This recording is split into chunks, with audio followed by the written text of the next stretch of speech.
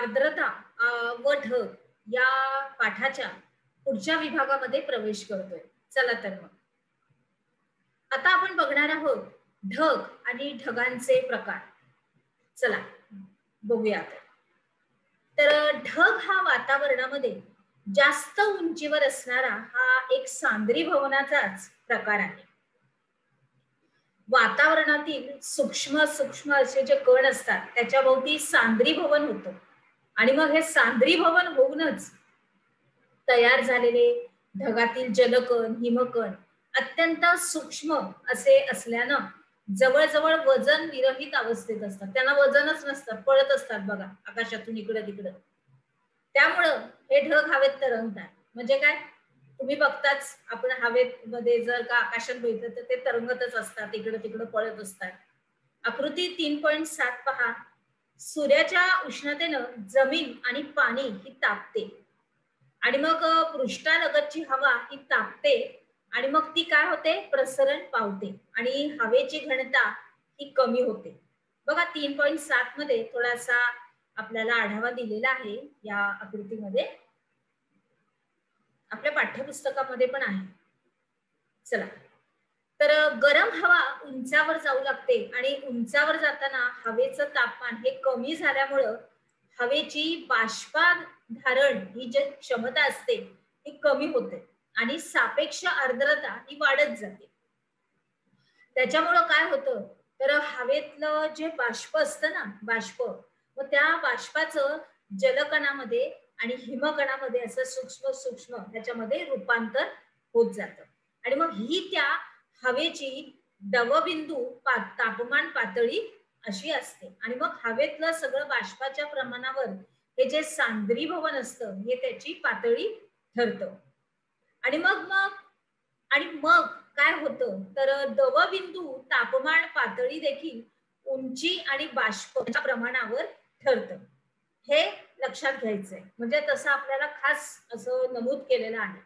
एरवी तर मी सांगतच असते, लक्षात आलं का, लक्षात आलं का विद्यार्थी मित्रांनो. तसंच तर मग सांद्रीभवनामुळं या वातावरणामध्ये जास्त उंचीवर सूक्ष्म जलकण आणि हिमकण हे हवेमध्ये काय असतात, तरंगत असतात आणि मग हवेतील या धुलीकणाभोवती ते काय होतात, एकत्र एकत्र होतात आणि त्याचे आकार मोठ्या प्रमाणात होतात. म्हणजे मोठे मोठे आकार आणि त्याचे जे समुच्चय बनतो त्यालाच काय म्हणतात, ढग.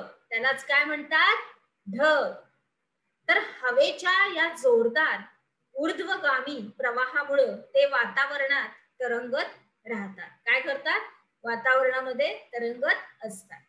आलं लक्षात. चला पुढे जाऊया.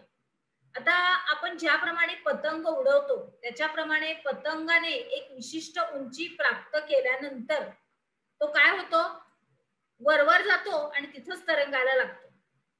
त्याचप्रमाणे हे ऊर्ध्वगामी प्रवाहामुळे ढग हवेत तरंगतात आणि समुद्र सपाटीपासून निरनिराळ्या उंचीवर हे वातावरणामध्ये ढग आढळतात. खाली नाही येत ते कधी, ते वरतीच असतात.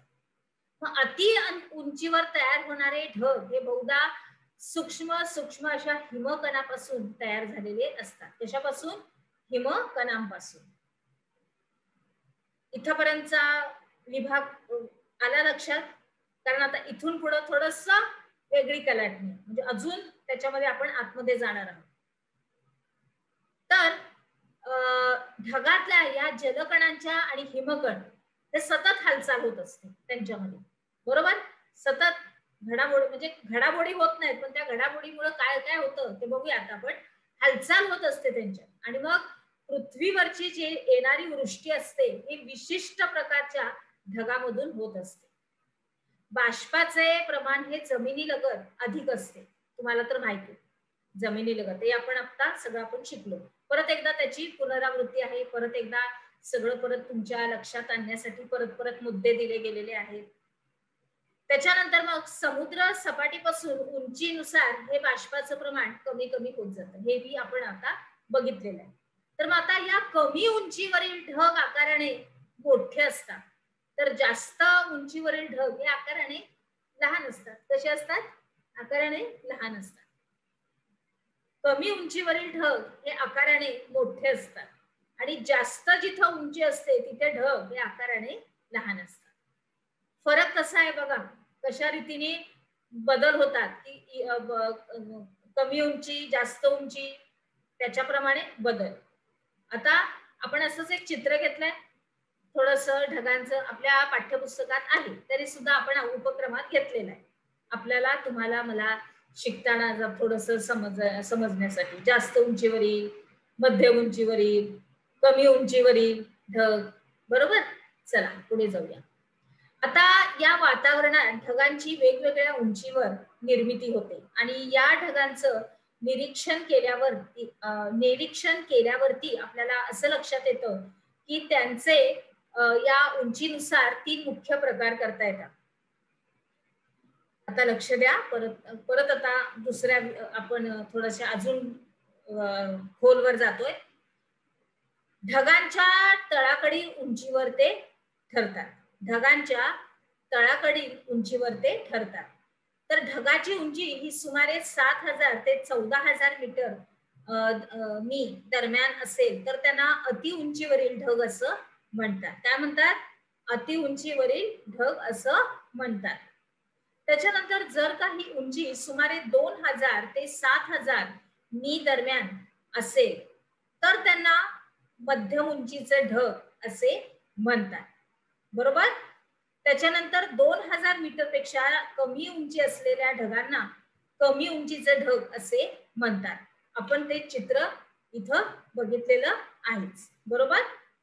त्याच्यानंतर आपण बघूया की इथं एक आपला आराखडा तक्ता दिलेला आहे की अनुक्रमणिका क्रमांक, ढगांचे प्रकार आणि साधारण उंची.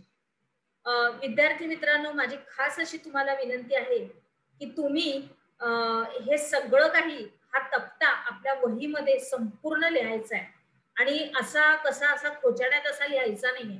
संपूर्ण तक्ता व्यवस्थित आखून नीट त्याच्यामध्ये अनुक्रमणिका क्रमांक, ढगांचे प्रकार आणि साधारण उंची मीटर मध्ये असं व्यवस्थित तुम्ही लिहायचं आणि व्यवस्थित विस्तृतीकरण किती 7000 ते 14000 मीटरवर, किती 2000 ते 7000, हे व्यवस्थित सगळं तुम्ही तुमच्या वहीमध्ये नोंद करायचे.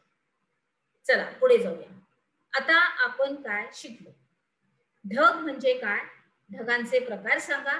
ते आत्ताच आपण बघितले, ते तक्ता आहे तो. त्याच्यानंतर ढगांचे प्रकार ते कमी उंचीचे ते पण येणार त्याच्यामध्ये अर्थात. आणि त्याच्यानंतर थोड्याशा काढलेल्या जागा आहेत रिकाम्या आपल्या, त्या तुम्ही सोडवायच्या. चला तर मग आता आपण आपल्या पुढील विभागामध्ये प्रवेश करूया. चला.